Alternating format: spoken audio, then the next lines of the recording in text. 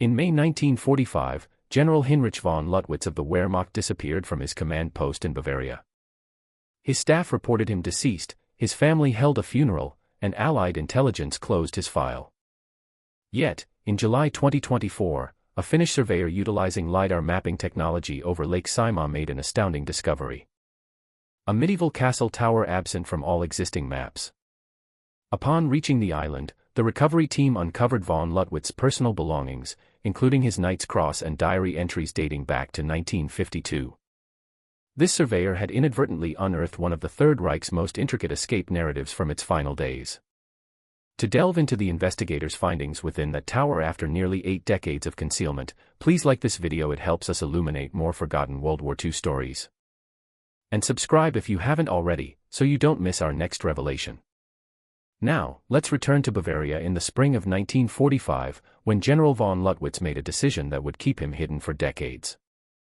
General Heinrich von Luttwitz commanded the 46th Panzer Corps during the concluding months of the Third Reich. At 53, he was an experienced officer steeped in the old Prussian military tradition, his father having served under Kaiser Wilhelm, and Heinrich himself having fought in the trenches of the First World War. By 1945, he foresaw the inevitable. The 46th Panzer Corps had been decimated during the Battle of the Bulge. Von Luttwitz personally directed the siege of Bastogne, famously issuing a surrender demand to Brigadier General McAuliffe, who famously retorted with a single word, nuts. Following this setback, von Luttwitz's standing with Hitler was diminished but not entirely ruined. He was reassigned to defensive positions in southern Germany as the Allies converged from both directions. Unlike numerous high-ranking Wehrmacht officers, von Luttwitz had maintained intriguing connections throughout his military career. His wife, Margarethe, hailed from Finnish nobility, her family possessing estates near Lake Saimaa since the 17th century. Von Luttwitz had visited Finland thrice before the war, ostensibly for hunting trips, though military intelligence later confirmed he had met with Finnish officers during the Winter War. These connections would prove indispensable. By April 1945, von Luttwitz was stationed near Landshut with the remnants of his command, a weary collection of soldiers, some as young as 15, others well over 50. Unlike many isolated German commanders, he had access to accurate intelligence reports. He knew Berlin would fall within weeks. He knew about the impending Nuremberg trials. And he knew his name was on a list. The strategic situation was beyond rescue. Soviet forces approached from the east, American troops from the west. Von Luttwitz had participated in Eastern Front campaigns, including the siege of Leningrad. Capture by the Soviets guaranteed a grim fate. Capture by the Americans meant war crimes tribunals. The general faced a choice confronting thousands of German officers in those final weeks. Surrender and face justice, or disappear. None realized von Luttwitz had been meticulously planning his escape for 6 months. What investigators found in his diary, however, would unveil an escape network so sophisticated it received assistance from the highest echelons of Finnish intelligence. On April 28, 1945, von Luttwitz convened a final meeting with his senior staff at a farmhouse outside Landshut.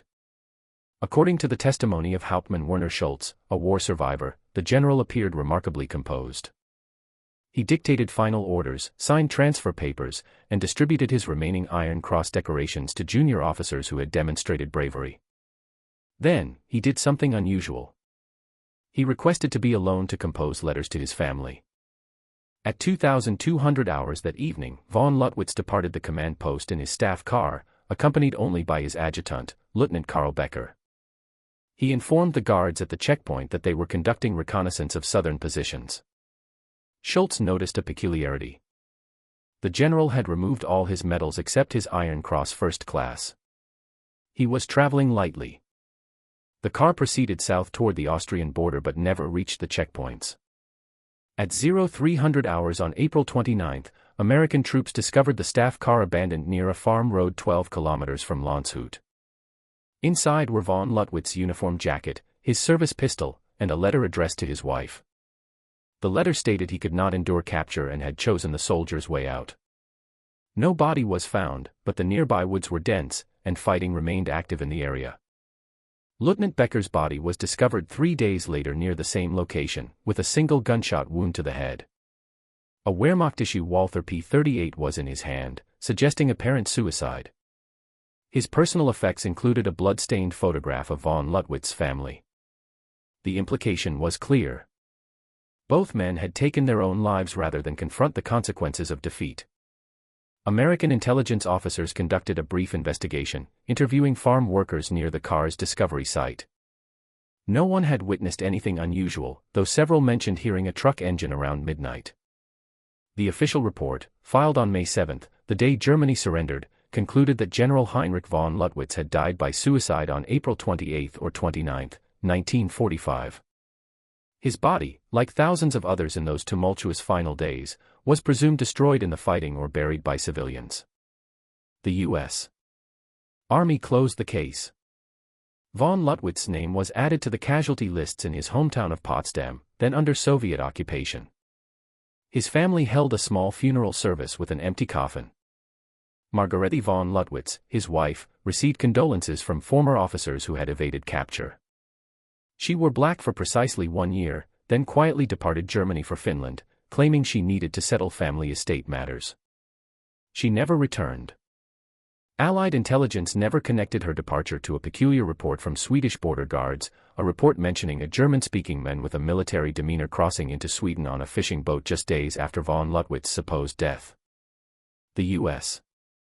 Army's counterintelligence corps maintained files on thousands of missing German officers. Von Luttwitz's file was slender, a couple dozen pages, mostly routine. The official conclusion remained suicide, but certain discrepancies never quite added up. First, Lieutenant Becker's autopsy report, discovered in Munich archives in 1987, noted something odd. The angle of the gunshot wound was inconsistent with self-infliction for a right-handed person, and Becker's military records confirmed he was right-handed. The pathologist made a marginal note. Trajectory suggests possible third party. The note was disregarded. Second, von Luttwitz's abandoned staff car had been recently refueled. The tank was 3/4 full. Why would someone planning suicide bother refueling? Guards at the last checkpoint he passed specifically recalled him ordering the car topped off. That detail made it into the American report but was not further investigated. Third, and most perplexing, the photograph found on Becker's body depicting von Luttwitz's family. Forensic examination decades later revealed it had been printed in March 1945, not earlier in the war as assumed. Why would von Luttwitz's adjutant possess a recently printed family photograph in his pocket at the moment of his supposed suicide? Von Luttwitz's family maintained absolute silence regarding his death. Margarete never spoke publicly about her husband after 1946. Their 2 sons, both war survivors, declined all interview requests from historians. When Margarete died in Helsinki in 1967, her obituary mentioned her husband's wartime service without elaboration. The Finnish estate she had returned to, encompassing hunting lodges and forest land around Lake Saimaa, passed to her sons. Over the decades, a few amateur historians raised questions. In 1978, a German researcher named Klaus Hartmann published an article suggesting von Luttwitz might have escaped to South America, citing vague similarities to other Ratland cases. The article gained no traction. Historians pointed out that von Luttwitz had no SS connections, and the Ratlands primarily aided SS officers fleeing war crimes prosecution. In 1993, a Finnish journalist investigated rumors of German officers hiding in Finland after the war. He found nothing concrete, though several elderly residents near Lake Saimaa mentioned mysterious Germans living in the forest during the late 1940s. These stories were dismissed as folklore. The mystery grew cold because no one was truly looking. Von Luttwitz wasn't on most wanted lists. He hadn't commanded death camps or executed civilians. He was a professional soldier who had followed orders. His crimes, if any, were military in nature and ambiguous by the standards of total war. The world moved on. For decades, the forested islands of Lake Saimaa kept their secret until LiDAR technology changed everything. What that technology revealed would compel historians to rewrite the entire final chapter of von Luttwitz's life and expose an escape network that had been hidden in plain sight for nearly 80 years. The Cold War divided Europe into 2 armed camps, and Finland occupied a precarious neutral position between them. The country had fought the Soviet Union twice. The Winter War in 1939-40 and the Continuation War in 1941-44. Finnish cooperation with Nazi Germany during the Continuation War rendered the post-war period politically sensitive. Questions about German soldiers in Finland were not encouraged. Lake Saimaa itself became part of that silence. The massive lake system in southeastern Finland contains nearly 14,000 islands, many of them uninhabited and heavily forested. The von Luttwitz family estate, which included several islands, was considered private property. Finnish authorities had no reason to investigate. In 1967, the same year Margarethi von Luttwitz died, a local fisherman reported seeing unusual stone structures on an unnamed island in a remote section of the lake. He described what appeared to be a small tower partially hidden by trees. The report was filed with the Regional Historical Preservation Office, which presumed it was a previously unrecorded medieval or Swedish-era fortification. Finland possesses hundreds of such ruins. No follow-up occurred. Technology during those decades could not easily penetrate the dense forest canopy. Aerial photography, widely used for archaeological surveys, proved ineffective in heavily wooded areas. Ground surveys required access permission from landowners, and the von Luttwitz heirs consistently declined requests to survey their property, citing privacy concerns and conservation priorities. Amateur historians made occasional attempts to locate German escape routes through Finland. In 1982, researcher Matti Kust published findings suggesting several Wehrmacht officers had briefly hidden in Finland before relocating to South America or Spain. His evidence was circumstantial. Swedish border crossing records, testimony from elderly fishermen, financial records showing unexplained transfers. The Finnish government acknowledged these possibilities but stated no investigation was warranted given the time elapsed. A generational shift occurred in the 1990s and 2000s. Younger historians with no personal memory of the war began re-examining Cold War-era assumptions. Interest grew in documenting the full scope of German military escapes. Organizations like the Simon Wiesenthal Center maintained databases of suspected war criminals who had evaded justice. Von Luttwitz appeared on some lists as possibly deceased, unconfirmed, but he wasn't a priority target. The breakthrough came from an unexpected source: environmental mapping. In 2018, the Finnish Environment Institute initiated comprehensive LiDAR surveys of forested regions to assess climate change impacts on forest density. LiDAR, light detection and ranging, utilizes laser pulses to create detailed 3D maps of terrain, penetrating tree canopy to reveal ground surface features invisible to conventional photography. The Lake Saimaa survey was not focused on historical discovery. The team was documenting shoreline erosion and forest composition. But LiDAR does not discriminate, it maps everything. Then, in July 2024, surveyor Antti Lane was reviewing data from the southeastern lake region when he spotted an anomaly. The anomaly exhibited a geometrical precision that natural formations never produce. And it was located on an island owned by descendants of a Finnish noble family connected to a Wehrmacht general who had supposedly died 79 years earlier. Antti Lane had been processing LiDAR data for 6 years. He had mapped thousands of square kilometers of Finnish forest. He knew what natural formations looked like on the scans, and he knew what human structures looked like. What appeared on his screen on July 23, 2024, was definitively man-made. The structure showed up as a roughly circular tower approximately 8 meters in diameter with walls 1.2 meters thick. The LiDAR revealed it rose about 12 meters above ground level, though heavy forest canopy had concealed it from aerial view for decades. Most intriguing, it stood on a small island, perhaps 200 meters across, in a remote section of Lake Saimaa with no marked habitation. Lane cross-referenced the coordinates against historical databases. No medieval fortress, no Swedish-era fortification, no structure of any kind in the official records. The land was registered to a private trust associated with the von Luttwitz family estate. He made a call to his supervisor at the Finnish Environment Institute, who brought in the National Board of Antiquities. Historians at the board quickly recognized the name von Luttwitz. A researcher named Dr. Helena Virtanen made the connection to General Heinrich von Luttwitz within hours. When the team reviewed his case file, supposedly died by suicide in Bavaria, wife fled to Finland and never returned. They realized they might have stumbled onto something significant. Gaining permission to investigate required legal maneuvering. The island was private property owned by the trust, but Finnish law permits archaeological investigation of potentially historical sites under certain circumstances. After negotiations with the trust's lawyers, a limited survey was authorized for September 2024. The team assembled quickly. Dr. Virtanen led the expedition with 3 historians, 2 archaeologists, a forensic specialist from the National Bureau of Investigation, and a structural engineer. They transported equipment to the island by boat on September 12, 2024. The approach by water offered their first real view of the structure. Dense pine and birch forest covered most of the island. But as they walked inland from the rocky shore, the tower emerged from the trees like something from a medieval legend. Gray stone, partially covered with moss, rising above the canopy. It wasn't medieval, though. The construction techniques were wrong, too regular, too modern. The tower had a wooden door, swollen with moisture but intact. It was locked. The team's structural engineer examined it and determined the structure was sound enough to enter. They carefully forced the door open. Inside, the tower contained 3 levels connected by a wooden staircase. The ground floor was a storage area. Empty wooden crates, rusted tools, a collapsed table. The second floor revealed living quarters. A metal frame bed with a rotted mattress, a wood-burning stove with a chimney venting through the stone wall, shelves that had once held supplies.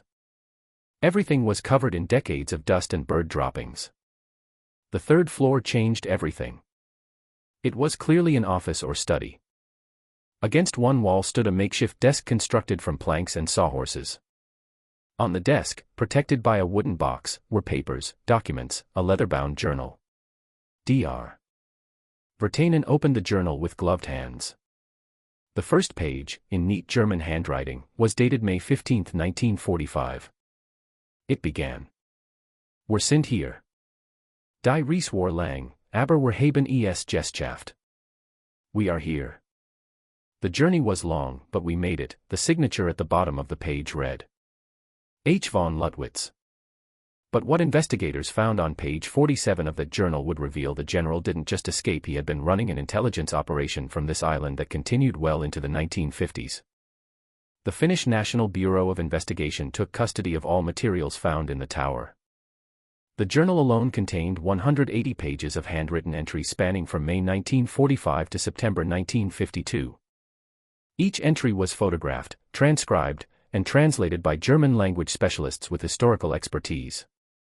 The journal entries revealed a meticulous plan executed with remarkable precision. Von Luttwitz had begun preparations in October 1944, immediately after the failure at Bastogne damaged his standing with Nazi leadership. He had contacted his wife Margarethe through coded letters using a family cipher they had established before the war. She had activated Finnish contacts, specifically Colonel Arne Sivo, a Finnish intelligence officer her family had known for decades. Forensic analysis of the documents confirmed authenticity. Paper dating matched the 1940s period. Ink composition was consistent with wartime German military supplies. Handwriting analysis compared the journal entries to verified von Luttwitz signatures from Wehrmacht documents. Conclusive match. These were genuine. The escape itself was documented in entries from late April 1945. Von Luttwitz hadn't driven toward the Austrian border as the abandoned car suggested. That was misdirection. Instead, he and Lieutenant Becker had met a civilian truck at a predetermined location at 2,330 hours on April 28. The truck, arranged through an anti-Nazi resistance contact who owed favors to Finnish intelligence, transported them to a small airfield near Rosenheim. Becker's suicide was staged.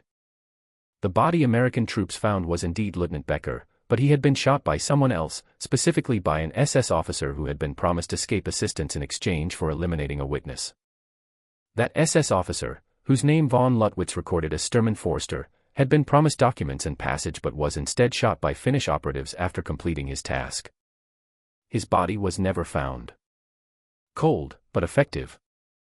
From Rosenheim, von Luttwitz flew in a civilian aircraft, a Junkers Ju-52 operated by a Swedish aid organization that was actually a front for intelligence work. The flight crossed into neutral Sweden at low altitude on April 30, the same day Hitler died in Berlin. Swedish border records, which investigators cross-referenced, show an emergency medical flight landing near Malm on that date. Von Luttwitz traveled as Henrik Larsson, a Finnish timber merchant with documentation provided by Colonel Sivo. He reached Finland by boat on May 3, landing on the eastern coast near Savonlinna. Margaretti met him there. Together, they traveled to the family estate at Lake Saimaa, where the tower was already under construction. The journal entry from May 15, the first one recovered, marked his arrival at the island. Physical evidence supported the documentary record. Archaeologists excavated the area around the tower, finding buried supply caches. Sealed metal containers with German military rations dated 1944-45, medical supplies, ammunition for a Mauser rifle, and radio equipment. One container held Swedish kronor and Finnish marks totaling approximately $200,000 in modern currency. The radio equipment was particularly significant. Finnish signals intelligence experts examined it and confirmed it was a long-range transmitter-receiver capable of communicating across Europe. Von Luttwit's journal entries mentioned regular contact with former colleagues throughout the late 1940s. Investigators cross-referenced entries with declassified CIA files from Operation Paperclip and discovered something unexpected. Von Luttwitz had been providing information to Western intelligence. His journal recorded meetings with the American in 1947 and 1949, most likely CIA officers running operations in Finland. The information he provided concerned Soviet military movements in occupied Germany, based on his network of former Wehrmacht officers who had remained in Eastern Europe. In exchange, Western intelligence agreed to leave him alone. The most damaging entries detailed his role in war crimes. Von Luttwitz admitted ordering reprisal executions against Soviet partisans during the 1943 campaigns, actions that would have led to conviction at Nuremberg. He justified them as military necessity but acknowledged they were questionable by civilized standards. These admissions confirmed why he chose escape over surrender. His wife Margaretti appeared frequently in the journal. She managed supply lines, maintained contact with Finnish officials, and occasionally traveled to Helsinki for banking and correspondence. The tower was their shared secret. She lived part-time on the island, part-time at the mainland estate, explaining her island trips as conservation work. The final journal entry, dated September 14, 1952, was brief. Margaretti says, "We cannot stay forever. The world is changing, I will close this chapter." After that, nothing. Investigators found no evidence of what happened after 1952, but cross-referencing property records revealed the tower had been maintained by the family trust, with annual inspections recorded in legal documents through 1967, the year Margaretti died. One mystery remained. Where was von Luttwitz now? The tower contained no human remains. The journal ended abruptly. Dr. Virtanen's team expanded their search to the surrounding islands and lakeshore. On October 8, 2024, they found a grave on the mainland section of the estate in a small clearing marked by a single birch tree. The headstone read simply H.L. 1892 to 1969. Buried beneath were skeletal remains confirmed by dental records to be General Heinrich von Luttwitz. He had lived on that island for 7 years after the war ended, then moved to the mainland estate where he died at age 77. The evidence was conclusive. General Heinrich von Luttwitz faked his death in April 1945, executed through a carefully planned operation involving Finnish intelligence, anti-Nazi resistance contacts, and Swedish intermediaries.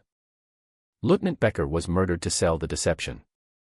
The abandoned car, the suicide note, the staged scene, all deliberate misdirection that succeeded because Allied forces in those chaotic final days of the war lacked resources for thorough investigation. Von Luttwitz reached Finland in early May 1945 and lived in the hidden island tower until at least 1952. During those years, he provided intelligence to Western agencies about Soviet activities, trading information for protection. This arrangement explains why no serious investigation occurred when rumors of German officers in Finland surfaced. Western intelligence knew exactly where he was. The official report stating he died by suicide was wrong, but not through incompetence. The deception was sophisticated, supported by multiple intelligence agencies who found von Luttwitz more valuable alive and cooperative than dead or imprisoned. The Cold War was beginning. Former Wehrmacht officers with Eastern Front experience and maintained networks in Soviet-occupied territory were intelligence assets. Margaretti von Luttwitz was not a grieving widow but an active participant in the escape. Her Finnish connections made the entire operation possible. Colonel Arne Sivo's role remains murky.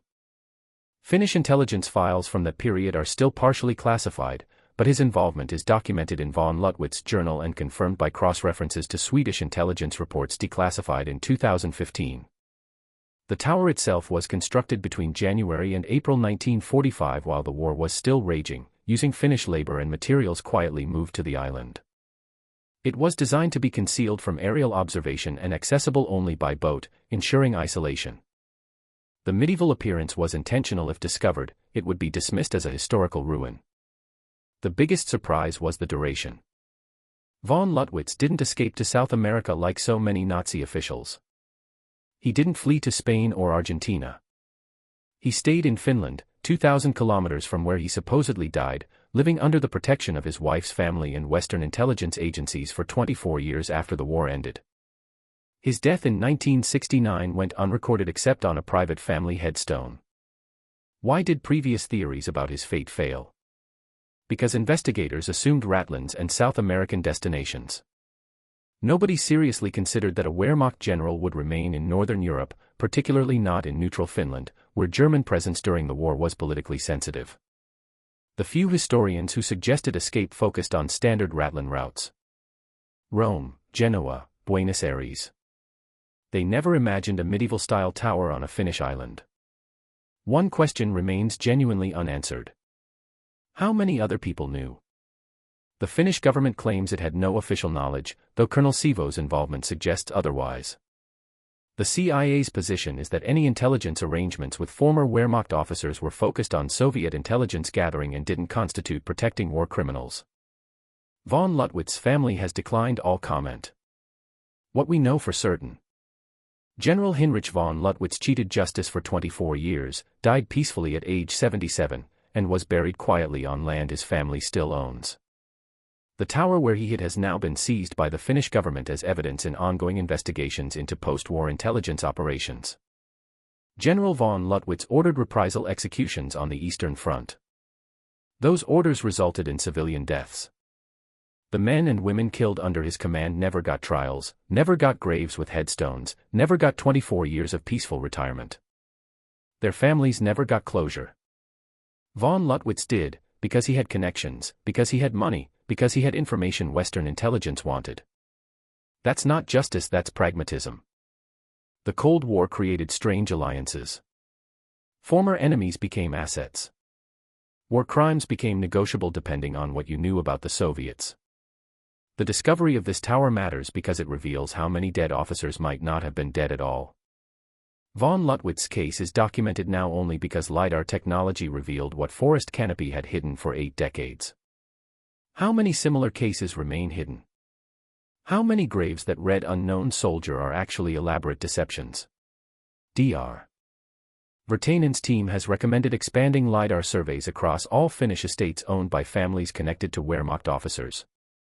Similar investigations are being discussed in Sweden, Switzerland, and Austria. The technology that mapped this tower for environmental purposes has become an accidental tool for historical justice. Even if that justice comes 79 years late, the tower still stands on Lake Saimaa. It's been designated a historical site now, protected under Finnish law. Visitors aren't allowed yet. The investigation is ongoing, and the von Luttwitz family trust is contesting ownership, but eventually it will open to researchers and the public. When it does, people will see the comfortable bed where a Wehrmacht general slept while his victims lay in mass graves. They'll see the desk where he wrote journal entries justifying his crimes as military necessity. They'll see the radio equipment he used to trade information for immunity.